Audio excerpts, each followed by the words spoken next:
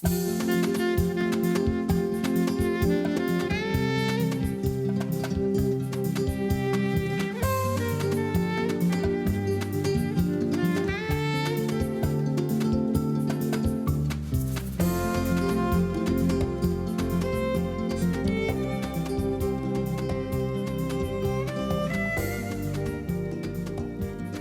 tal? ¿Cómo le va? Muy buenas noches.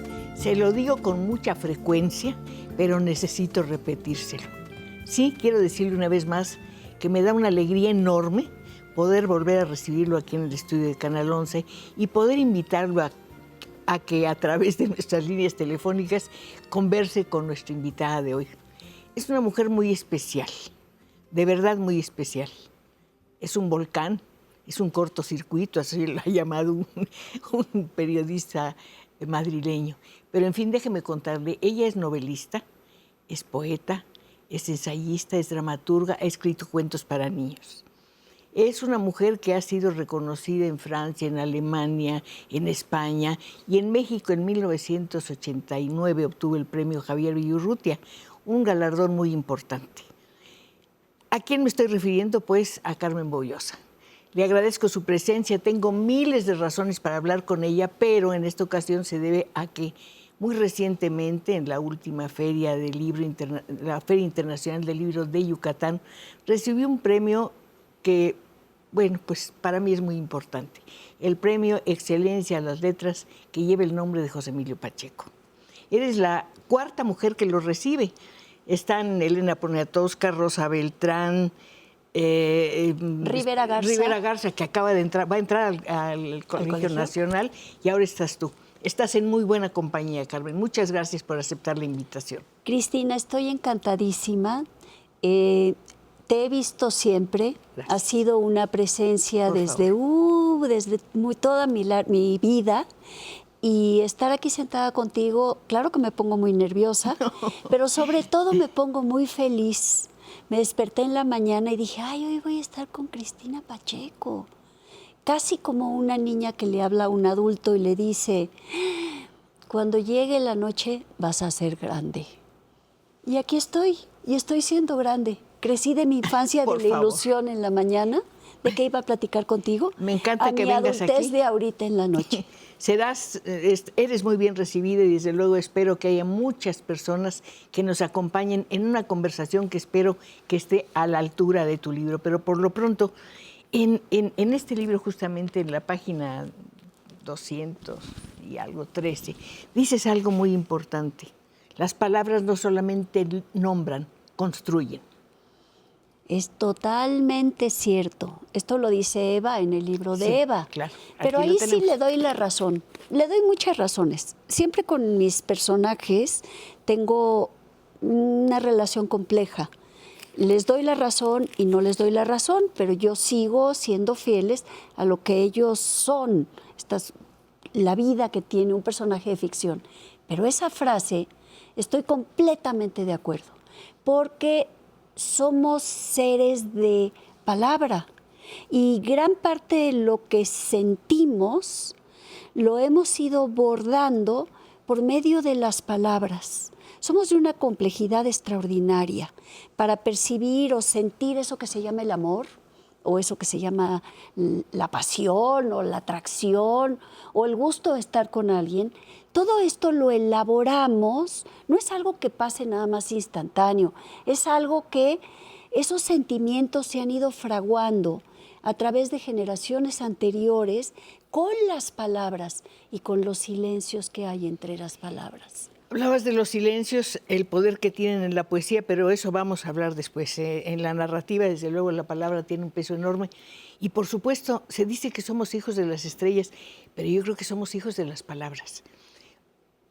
Existe lo que puedes nombrar o lo que puedes describir. A una persona, estábamos hablando justamente de eso hace un momentito, a una persona la puedes reconstruir aunque no esté presente porque la puedes describir. Y eso solamente se puede hacer con palabras.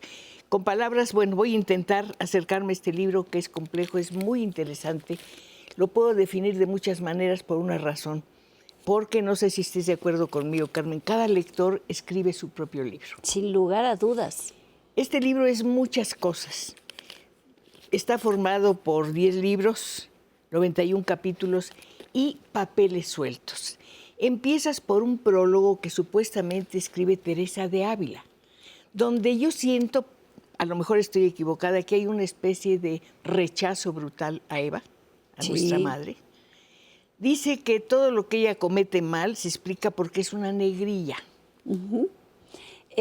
Bueno, le hago un homenaje en la escritura, claro. Al revés, a Teresa de Ávila, a quien admiro infinito, pero que coincide su vida con el Concilio de Trento, donde fijan la versión del Génesis que conocemos como la verdadera historia de Eva, porque había muchas otras versiones del Génesis, pero en ese concilio, en el que por supuesto no había mujeres, aunque todos usaran faldas, era un coro de señores con faldas, deciden que esta versión, la que conocemos como el Génesis, es la verdadera.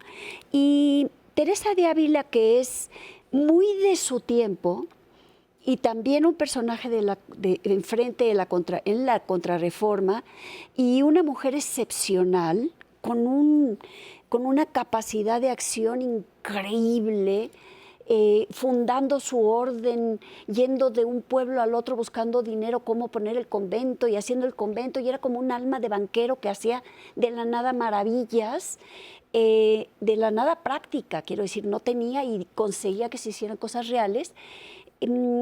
También está cargada de prejuicios de su época y de esta repulsión por esa versión de Eva.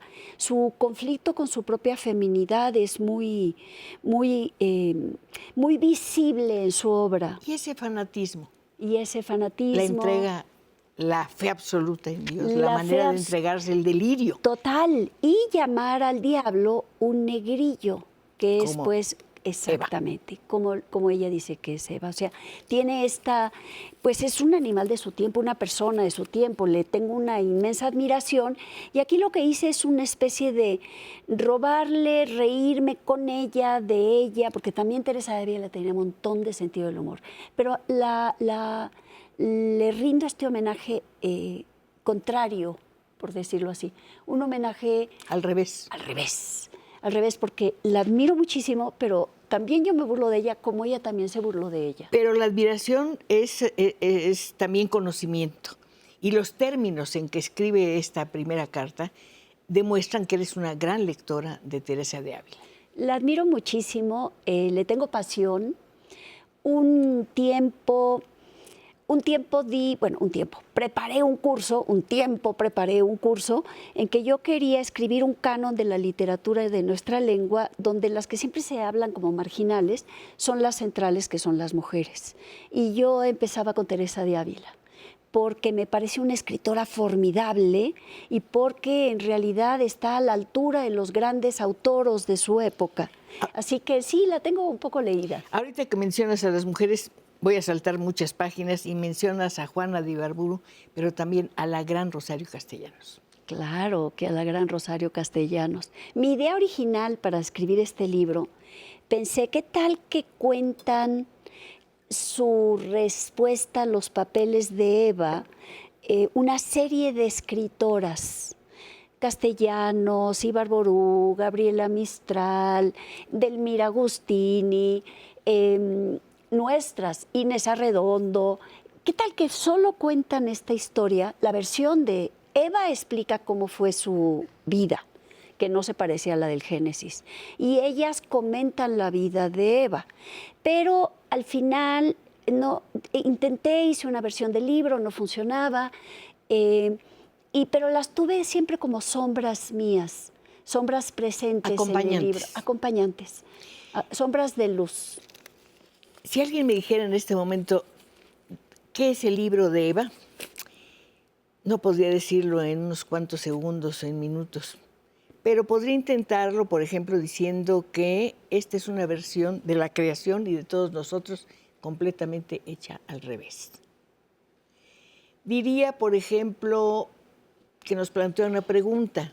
¿Qué habría pasado si Eva no se hubiera atrevido a comer o a tomar la fruta del árbol prohibido? ¿Qué hubiera pasado si el papel que durante más de 20 siglos tuvieron los hombres, lo hubieran tenido las mujeres? Si ellas hubieran tenido la posibilidad de casar y ellos se hubieran quedado en la cocina, cosa que de alguna manera, muy suavemente lo digo, está sucediendo ahora. Y lo que yo quiero ahora es escuchar su voz, sentir su presencia, que me diga si ha leído a Carmen, si la conoce, si la ha escuchado, si ha tomado alguna clase con ella y si ya leyó el libro de Eva. Es muy interesante, es muy misterioso, empieza por 3 epígrafes que son bellísimos y que lo invitan a la lectura de la poesía, que es justamente una de las artes que cultivan. No sé cómo estamos de tiempo, ¿vamos a un corte? ¿No? Vamos muy bien. ¿Cuál es el sentido de los papeles sueltos frente a los capítulos? Yo quería volver a contar que el Génesis lo contara, que es un texto muy breve en la Biblia, pero que el Génesis lo contara Eva, contara ella su versión de los hechos. Es bellísimo. De cómo nosotros aparecimos en la tierra, cómo llegamos a la tierra, qué era el paraíso, qué era la vida de ellos dos juntos, qué era el cuerpo para ellos, cómo fue saliendo la palabra, cuál era su percepción de la magnífica tierra, todo eso. Esa es su versión de los hechos. Pero Eva evidentemente tiene unas hijas. Esa Eva, que está llena de vigor y de amor por la vida, que le aburría el paraíso, pero en cambio le fascina la tierra, porque en el paraíso no había conflicto y en la tierra hay conflicto. Y era muy tedioso. No había deseo. Y acá en no cambio, había tiempo, no había memoria, qué horror. No había palabras. No hay tiempo y yo sí tengo tiempo para un corte, Carmen. ¿Me esperas? Ahorita regresamos al paraíso.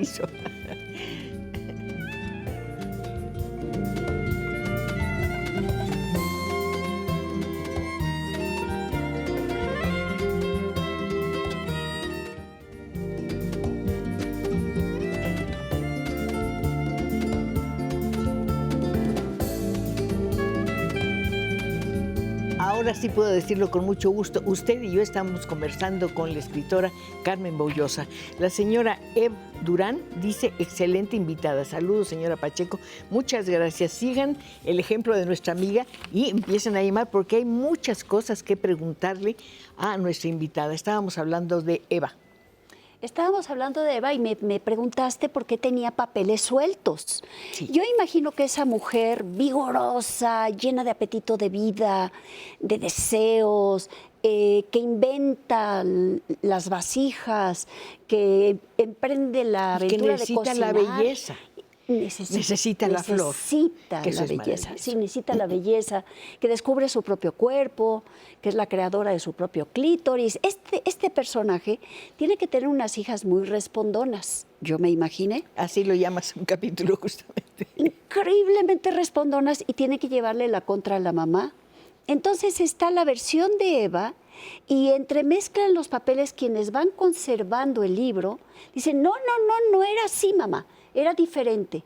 Cuentan sus otras versiones y también de pronto Adán, de pronto Abel, de pronto Caín. Cuentan, dicen, bueno, sí era así, pero un poquito diferente o totalmente no era así. Perdón que te interrumpa, no nos pasa siempre.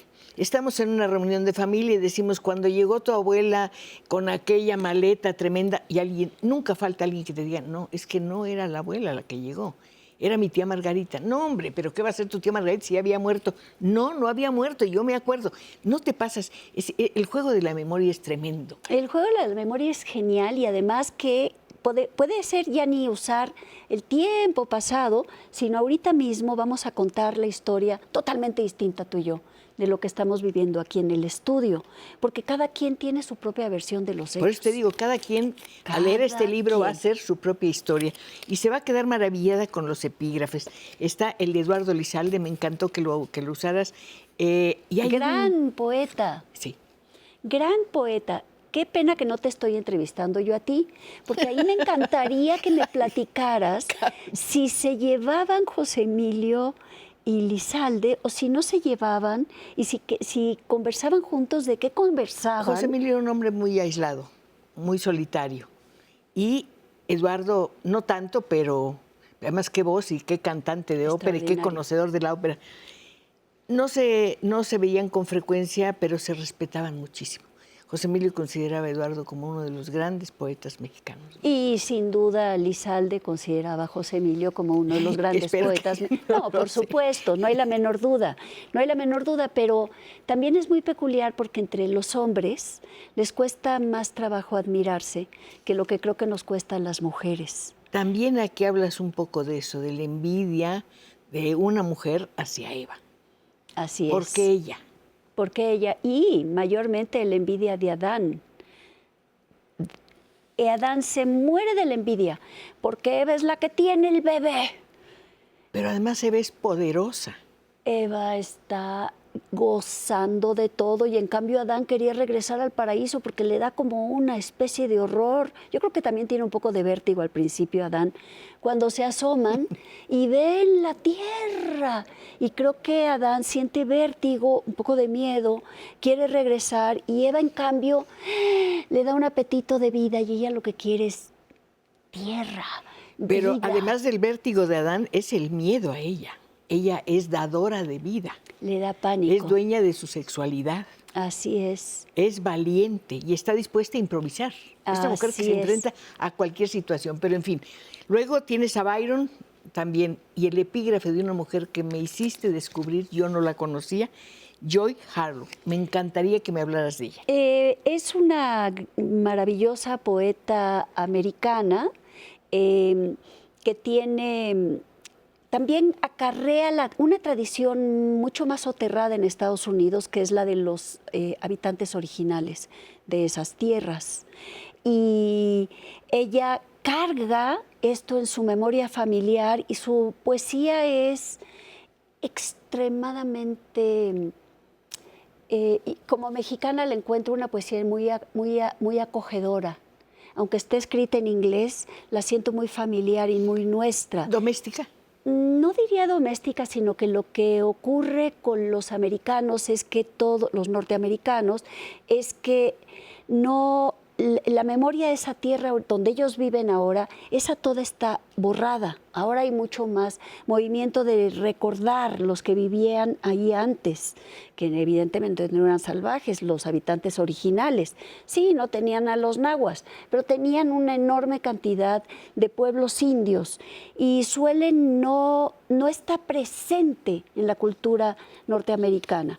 Sí está presente, digamos, lo que acarrean los afroamericanos, que llegaron con la memoria de sus pueblos y de su gente, y que, por cierto, siguen alimentando la cultura popular norteamericana a cada minuto con nuevas invenciones musicales, de poesía, visuales, grandes artistas. Uno piensa en Nueva York, muchas veces pienso exagerando, no, es que lo mejor de esta ciudad la han dado los afroamericanos, los negros, con Pues esa yo creo que música, todos, ¿no? con esa música. Y creo que eso está cargado también de que no borraban su memoria anterior. Y lo que ocurre con Estados Unidos es que no tienen... Es como si hubieran llegado de otros planetas y no hubiera nadie ahí antes. Pero Joe Harlow Así pasa sí lo aquí tiene. de alguna manera. No sé, yo creo que en México...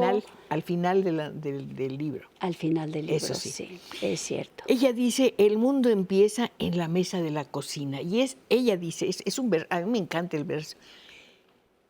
Sé que la cocina y la escritura para ti tienen alguna similitud. Mi abuela, mi padre era un gran lector.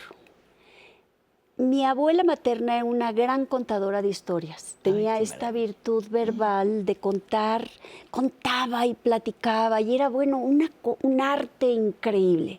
Y era además una grandísima cocinera.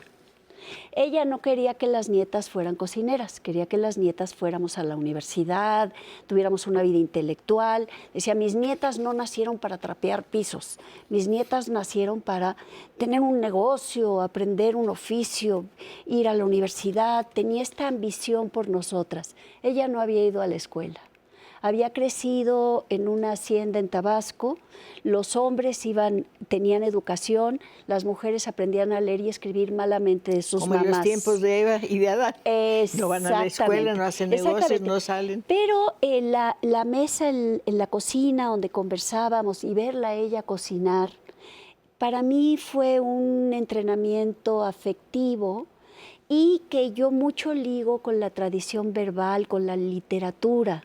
Mucho lo ligo. Me gusta mucho cocinar.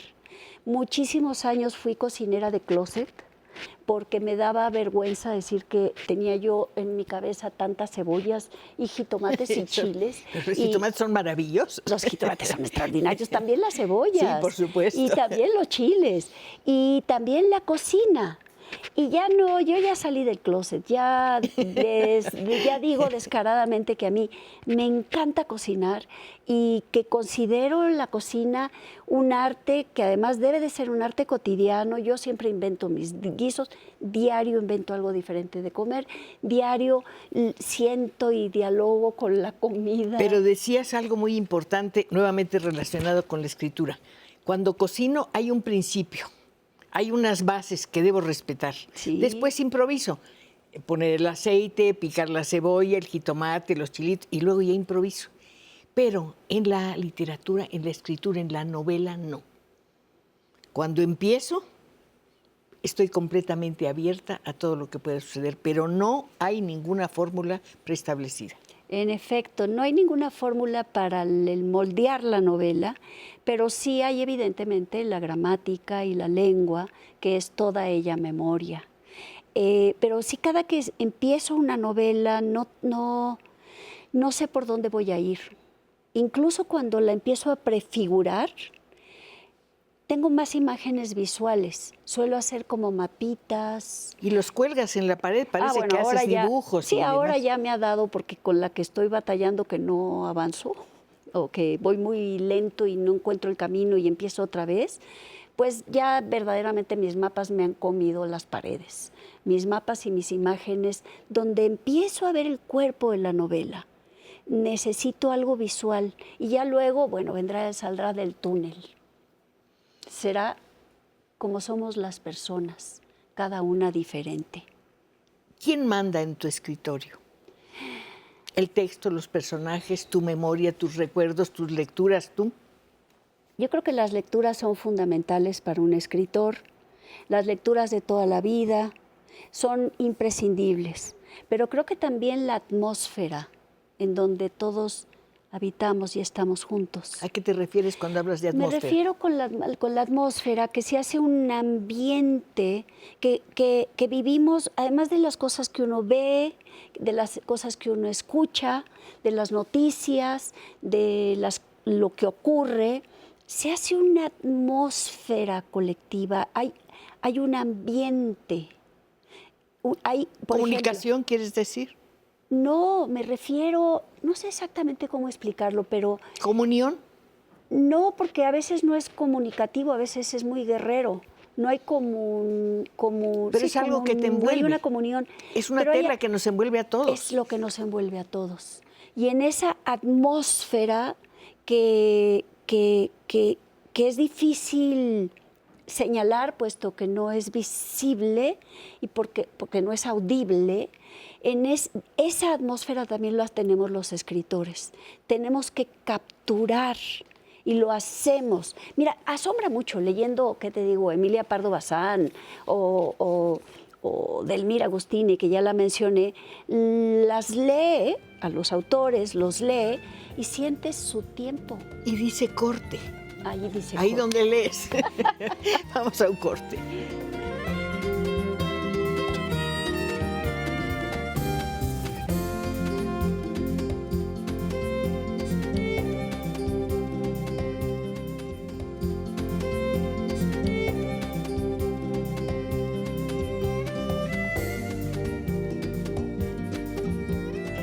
Desde Apodaca, Nuevo León, el señor José Juan Carrillo nos dice saludos.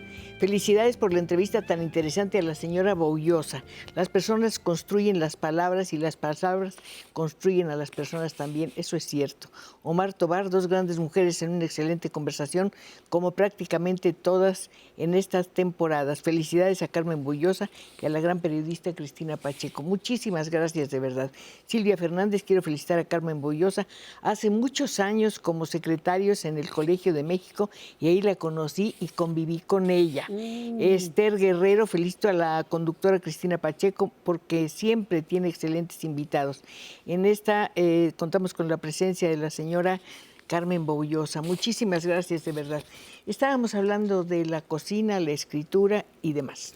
Estábamos hablando de la cocina, Y de tu abuela. la escritura, la abuela, cómo cada libro se inventa a sí mismo. De eso hablábamos, cómo cada libro se inventa a sí mismo y cómo cada escritor también tiene una manera diferente de escribir. Tiene otro modo de escribir, me parece. Puede ser una imagen, un sonido, una voz, una música, lo que te incite a escribir una obra. En este caso, ¿qué fue lo que te hizo? Tu deseo de protestar también está presente en este libro. Protestar contra la violencia hacia las mujeres. Protestar contra la opresión a las mujeres. Y yo creo que la opresión en general. Es posible. Estamos viviendo un momento en ese sentido formidable con las nuevas generaciones de mujeres, pero creo que también hubo un interés intelectual. Un día me pregunté las cosas, uno siempre hay que hacer, siempre se hace uno preguntas, y dije, pero qué rara imagen la de Eva. Nuestras diosas prehispánicas eran tan totalmente diferentes, porque tenían una cosa son las que dan la vida, pero también son terrenal, las que dan la muerte. Muy terrenal. Muy terrenal y también muy bestial, pero no eran quienes cargaban el mal. Yo dije, pero qué cosa tan rara, ¿por qué Eva es la que se come la manzana? Qué extraña figura la de Eva. ¿Por qué ella... ¿El mal es comerse la manzana? No para mí al revés, para mí la manzana es una cosa formidable, pero en el Génesis, sí, lo entiendo. Cuando ella comerse la manzana, contagia a todos de la maldición de tener que trabajar. Y de morirte, porque también morirte. debido a ella, dice, nos vamos a morir y es culpa de ella. Debido a ella nos vamos a morir. Y me dio curiosidad la figura y empecé a averiguar si es que había Evas anteriores en la tradición mediterránea. Me encontré el maravilloso libro de Robert Graves Compatay de mitos judíos, y está lleno de pies de página, y en los pies de página algunos textos se encontraban en Internet, porque Internet se ha vuelto una biblioteca fantástica, pero también recurrí a la biblioteca de Nueva York, buscando libros que estaban ahí y buscando las otras versiones que habían de Eva. Me encontré una de un tal Ginsberg, que no es el poeta, sino alguien con el mismo apellido, que traduce un texto muy anterior, una versión muy anterior del Génesis, donde Eva era sí una mujer completa. No existía Lilith como la que tenía el deseo, sí. Sino que era una mujer completamente distinta, con mucha más actividad, habla, porque la Eva del Génesis no habla, y todo esto fue, yo decía, pero ¿qué voy a hacer con todo esto que voy encontrando? Eva era diferente antes del Concilio de Trento. Eva era de otra índole. Eva era ¿Cómo mucho era más, esa Eva? Esa Eva era mucho más activa, participaba más en la historia, no era esta especie nada más de imán de la serpiente y después desaparece porque ya no hace ella nada, sino que ella seguía actuando y teniendo presencia y teniendo posibilidad de cambiar la vida. Y ahí fue donde, primero pensé, a lo mejor escribo un ensayo, a lo mejor no escribo un ensayo, a lo mejor doy un curso, a lo mejor no doy un curso. Y de pronto la oí hablar. Clarito la escuché hablar. Y me peleé un poco con ella o con esa voz porque pensé, no puedo hacer una novela de Eva, no va a funcionar como novela. había algo en mí reticente a darle cabida a Eva a contar su historia, porque yo más quería un ensayo o más quería yo mandar y reflexionar. Y ella empezó a hablar y la empecé a sentir y a escuchar y a entender que sí había otra versión, y vi cómo ella veía el mundo cuando lo vio por primera vez, y no creo mucho en la inspiración, pero a veces sí un poquito, porque me dictaba ella las páginas. Y fue una novela que, ya que hubo la voz de ella, ya que hubo el tono, empezó a fluir y a hablar como si ella lo conversara. Después de todo lo que yo había leído y había acarreado y había estado estudiando, más con un apetito intelectual o de tratar de entender por qué ella no se parecía a las diosas de la antigüedad, por qué ella era tan diferente y tan pasiva, sobre todo tan pasiva. Y de pronto ya habló ella y ya contó ella toda su versión. Yo no me imaginé que iban a venir algunos pasajes como ¿de dónde vamos a tener hijos? No lo vi venir. Y un poquito fui peleando con ella, decía, no, esto no, y ella no me escuchaba. Las que le llevan la contra un poco en el libro, también soy yo. Quiero decir, les daba cabida, yo les daba entrada, porque ella contaba toda, es el génesis del momento en el que está en el paraíso hasta la caída de la Torre de Babel. Pero en lugar de contar aquella otra versión, Eva tiene otra mirada de los hechos. Todo está al revés. El Edén es tediosísimo. Tediosísimo. Es muerto. No tienes nada que hacer ahí, no hay aire, no hay vida, punto. Caín y Abel. El bien y el mal, eso es lo que te iba a decir. Sí. Caín y Abel son completamente, tienen papel, trastocan los papeles. Trastocan los papeles. Eso es muy interesante. Y hay algo que me gustaría discutir contigo. Bueno, hablar, no discutir, por supuesto.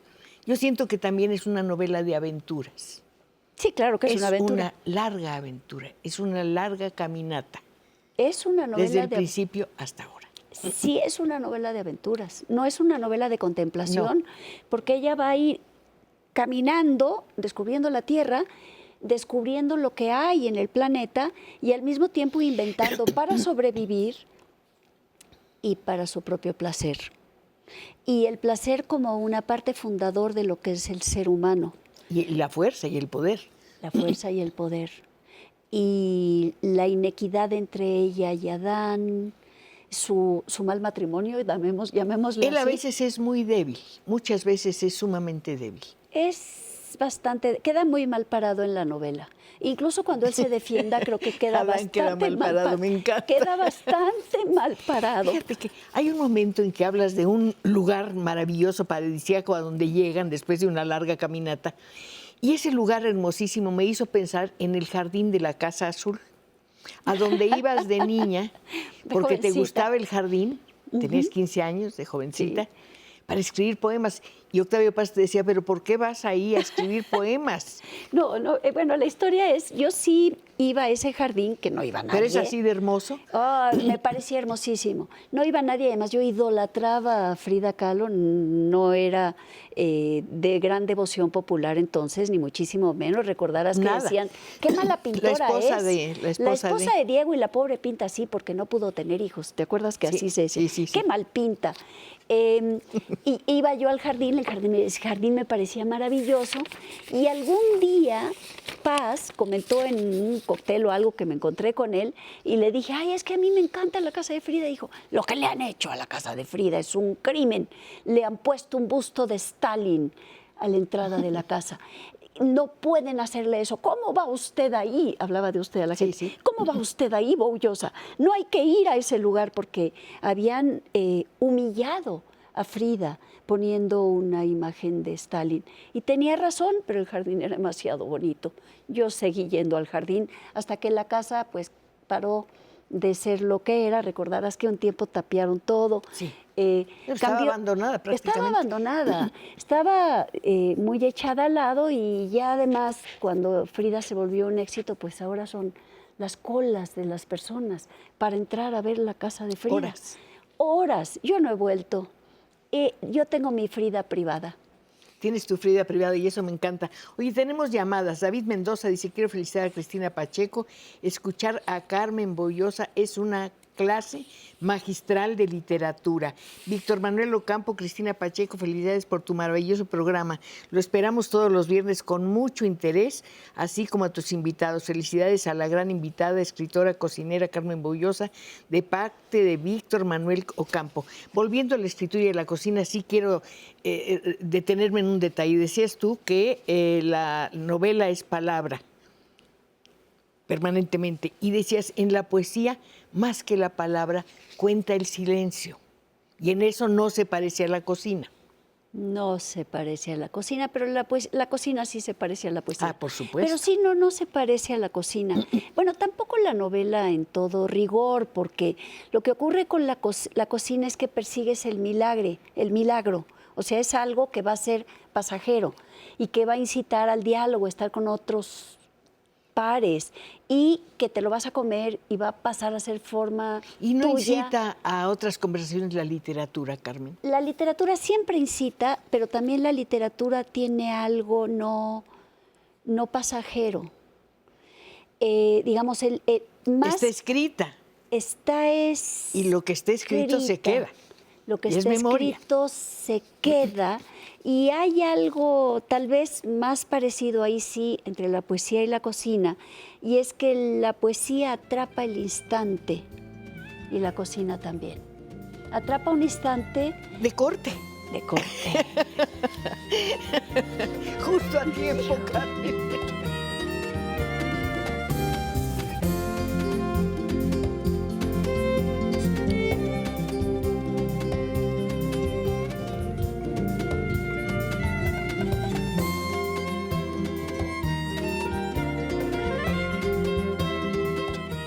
En el Edén no existía el tiempo, pero aquí sí se va volando.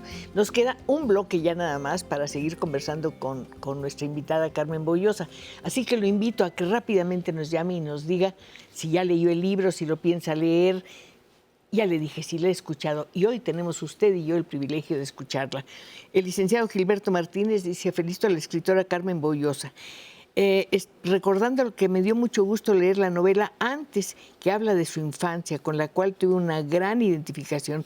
Espero poder conseguir el texto. Los libros están agotadísimos, yo no pude conseguir ninguno. Conseguí Texas, que me lo trajeron de Veracruz, hágame favor. Aquí no había nada, ni de libros, de niños, ni nada. Yo te decía que si Antes era tu primera novela y me dijiste que no. Antes es mi segunda novela. Y Antes sí la pueden leer en el volumen 1 de novelas reunidas que publicó Penguin Random. Que no te envié, Cristina, porque son muy gorditos. Y eso Qué pensé linda que era eres. un No. insulto para tus libreros, Por porque favor. tengo 2 volúmenes gorditos. Y pensé, no le voy a... pero los tenía ahí, dije, se los envío a Cristina. No le puedo enviar 2 libros gorditos. ¿Sabes No qué es tienen justo. los libros gorditos de ventaja? Que no te corren tan rápido. Los libros que te gustan mucho y son pequeños te sacan rápido, ya se acabó el libro. Pero un libro gordito te dura para mucho tiempo, te acompaña mucho tiempo. Sí, pero hay libros que son gorditos o flaquitos, acompañan para mucho. Yo tengo 2 que me acuerdo así. El tiempo perdido. Bueno, además de esos, pero algunos más recientes, uno flaquito y uno gordito, de 2 autoras jóvenes. Y el flaquito es de Samantha Schweblin, que la admiro muchísimo, se llama Distancia de Rescate, y se me ha quedado pegado. Porque hay libros que se quedan pegados.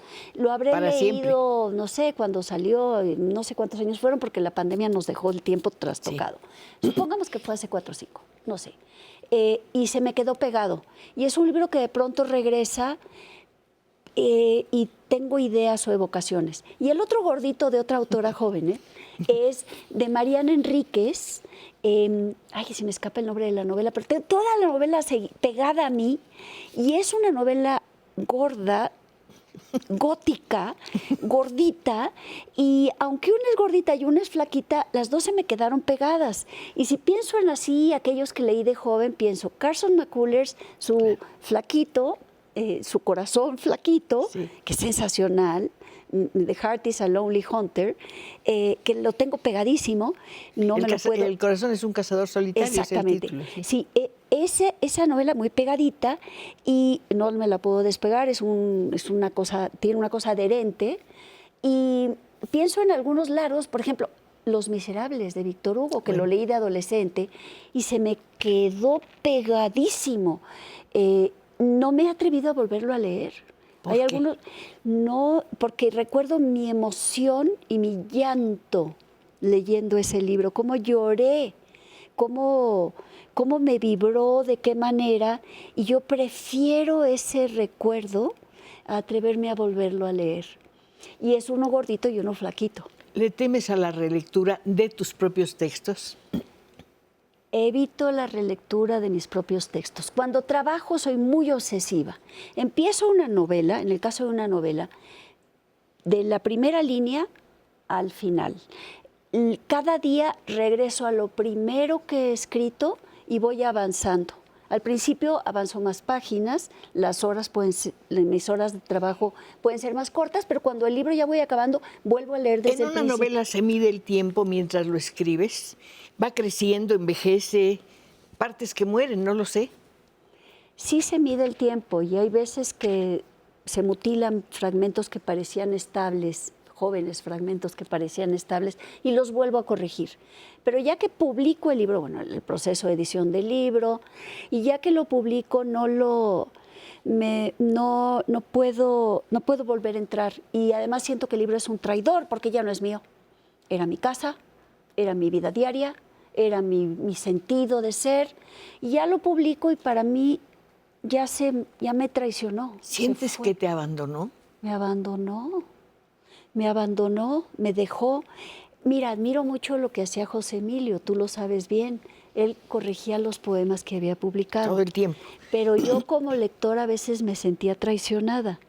Yo he lamentado ediciones viejas que tenía yo de José Emilio. Hizo y cambios. que luego leo el poema y digo, pero es que no era así. Es que no era así. Claro, en la edición nueva o en la recopilación de poemas, es que no era así. Pero lo admiro muchísimo porque él los volvía a dar vida para él. ¿Cuánto tiempo de abandono puedes resistir? Sin leer De que te dejó un texto a que encuentras otro que te acompañe. Procuro que sea inmediato porque me da tristeza. Procuro siempre, casi siempre, los últimos años, bueno, pienso que desde el primera novela que publiqué, era como la colita de la otra novela. Había algo ahí que me empujó a la siguiente. ¿Se meten los personajes de una en la otra? Sí, se meten. ¿Eva va a volver a meterse en algún lugar? ¿Quién sabe? Yo creo que Eva no, pero eso creí de muchos. Creí de una niña, una jovencita que viajaba con los otros piratas vestida de varón. Yo creí que ella ya había muerto, que ya no volvería. Y le hice después una novela que se llama Duerme. Le conté su historia, ya poniéndola en otro siglo, pero conté su historia. Y cuando duerme, pues ahí había un personaje que después conté su historia en una parte de Cielos de la Tierra.